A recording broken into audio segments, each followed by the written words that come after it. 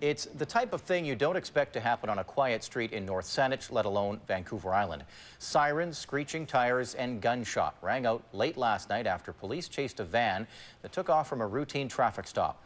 Now a man is facing charges, and an officer who tried to stop him is recovering after he was hurt. A News reporter Louise Hartland has the shocking details. I hit the floor, actually, because I wasn't sure where they were coming from or what the situation was. The sound of gunfire isn't a usual occurrence on this quiet, dead-end street. Last night, just after 11:30, RCMP and the Central Saanich Police Department were doing a routine traffic stop at Mount Newton Crossroad and Central Saanich Road when they pulled over a Chevy Astro van with 2 passengers inside. That vehicle originally complied and did pull over, and then seconds later, the driver thought otherwise and fled away from the roadblock.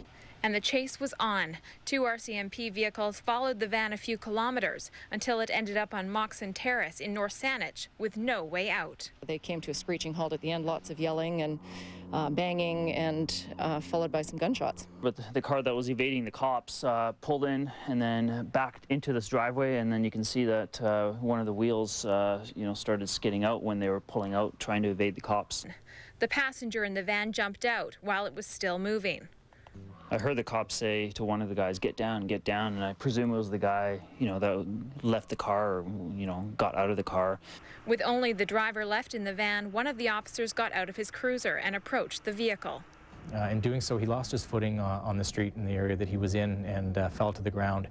When he was on the ground, the suspect vehicle, reversed back towards him and ran over his hand. Moments later, the driver turned the van around and came at the officer again.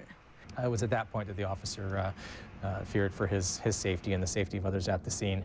He made the decision to draw his sidearm and fired one shot towards the vehicle, to the front side of the vehicle.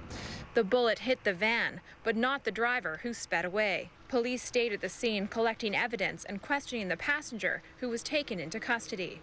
Just after 3 a.m., police spotted the driver walking through this parking lot at the Prairie Inn. He was arrested. The van was found a short distance away.